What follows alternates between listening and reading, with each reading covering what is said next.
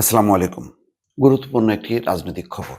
সেটি হচ্ছে শেখ হাসিনার সঙ্গে দেখা করতে তার ছেলে সজীব ওয়াজেদ জয় ভারতে। তো এটা কি কোনো সৌজন্য সাক্ষাৎ, ঈদ উদযাপন নাকি কোনো রাজনৈতিক পরিকল্পনা? পুরো বিষয়টা একেবারেই অন্ধকারে ধোঁয়াশার মধ্যে আছে। বিবিসি বাংলা কলকাতা থেকে রিপোর্টটি করেছে। সেখানে বিভিন্ন সূত্র উল্লেখ করা হয়েছে। কিন্তু ঠিক সজীব ওয়াজেদ জয়ের উদ্দেশ্যটা একেবারে পারিবারিক নাকি রাজনৈতিক বোঝা যাচ্ছে না।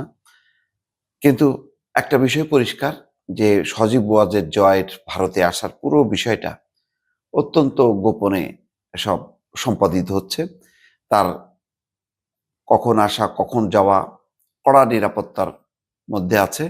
গোপনীয়তা রক্ষা করা হচ্ছে নজিরবিহীনভাবে। এমনও রিপোর্টে বলা হচ্ছে, বিবিসি রিপোর্টে, যে তিনি কলকাতাতেও আসতে পারেন। কলকাতায় যেহেতু অসংখ্য আওয়ামী লীগের নেতাকর্মী আছে, তাদের সঙ্গে বসতে পারেন। কিন্তু ঠিক কখন বসবেন, কবে বসবেন, কার কার সাথে বসবেন, কি তার সফরসূচি, পুরো বিষয়টা গোপন রাখা হয়েছে। এখানে বলা হচ্ছে ভারতের নিরাপত্তা সংস্থাগুলোর একাধিক সূত্র দেশটিতে বসবাসরত আওয়ামী লীগের একাধিক শীর্ষ নেতা বিষয়টি নিশ্চিত করেছেন। সূত্রগুলো বলছে 6 জুন সজীব ওয়াজেদ জয় ভারতে আসেন। তার পরদিনই ছিল পবিত্র ঈদুল আজহা। মায়ের সঙ্গে ঈদ উদযাপন করছেন তিনি। এখন ঈদ উদযাপন এটাই কি, নাকি আরো অতিরিক্ত কিছু আছে, সেটা আর বলা হয়নি। সূত্র বলছে মায়ের সঙ্গে ঈদ উদযাপন করার জন্যই ভারতে এসেছেন সজীব ওয়াজেদ জয়। তার এই সফর যত না রাজনৈতিক, তার চেয়ে অনেক বেশি পারিবারিক। বাংলাদেশে কার্যত নিষিদ্ধ আওয়ামী লীগের নেতারা জানিয়েছেন সজীব ওয়াজেদ জয় যুক্তরাষ্ট্রে থাকেন, কিন্তু তার বাংলাদেশি পাসপোর্ট ছিল। তবে বাংলাদেশে অন্তর্বর্তী সরকার ওই পাসপোর্ট বাতিল করে দেয়। তারা আরো জানান সজীব ওয়াজেদ জয় সম্প্রতি যুক্তরাষ্ট্রের পাসপোর্ট পেয়েছেন। পাসপোর্ট হাতে পাওয়ার কয়েকদিন আগেই তিনি যুক্তরাষ্ট্রের গ্রিন কার্ড পান। গ্রিন কার্ড পাওয়ার পর থেকে সজীব ওয়াজেদ জয়ের ভারত ভ্রমণ নিয়ে আলোচনা চলছিল।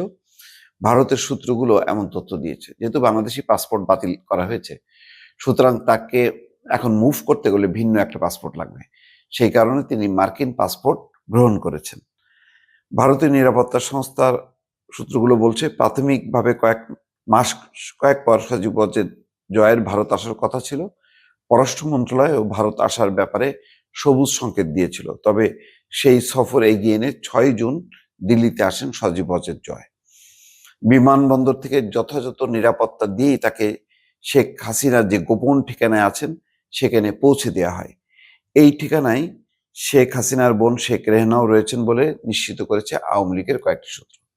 তিনি কেন লন্ডন যাচ্ছেন না, এটা একটা রহস্য। শেখ রেহেনা, ভারতীয় নিরাপত্তা সংস্থাগুলো এও জানিয়েছে ভিভিআইপিদের যেভাবে পাইলট কার সহ সামরিক পোশাক পরিহিত নিরাপত্তারক্ষীদের ঘেরাটোপে নিয়ে যাওয়া হয়, ঠিক সেভাবে সজীব ওয়াজেদ জয়কে বিমানবন্দর থেকে নেওয়া হয়নি। তবে কড়া নিরাপত্তা ছিল, আর পুরোটাই করা হয়েছে অত্যন্ত গোপনে। আবার শেখ হাসিনার মেয়ে সাইমা ওয়াজেদ পুতুলও কর্মসূত্রে দিল্লিতে থাকেন। তিনি বিশ্ব স্বাস্থ্য সংস্থা WHO-র দক্ষিণ পূর্ব এশিয়ার আঞ্চলিক পরিচালক। কিন্তু ভাইয়ের সঙ্গে দেখা হয়েছে কিনা সেটা কোনো সূত্র নিশ্চিত করা যায়নি।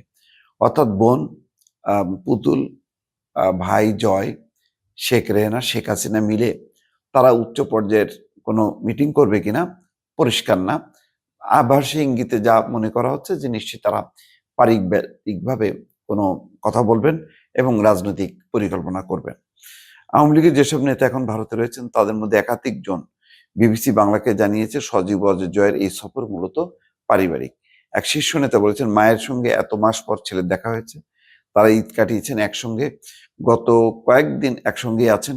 নিশ্চয়ই রাজনৈতিক আলোচনাও হয়েছে। তবে জয়ের এই সফর বেশিটাই পারিবারিক সফর, অর্থাৎ অন্যান্য নেতারা এখনো জানেন না যে এই সফরে সজীব ওয়াজেদ জয়ের সঙ্গে মায়ের কি কথা হয়েছে। নেতা বলেন এই কয়েকদিনের মধ্যে নেত্রীর সঙ্গে কথা হয়নি, কিন্তু যখন কথা হবে নিশ্চয়ই আমরা জানতে পারবো যে তাদের দুজনের মধ্যে কি কথা হয়েছে।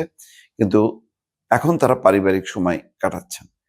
যাই হোক, এখন আহ কঠিন একটা সময়, যেহেতু আওয়ামী লীগের কার্যক্রম নিষিদ্ধ, নির্বাচনে অংশ নিতে পারবে কিনা সেটাও অজানা।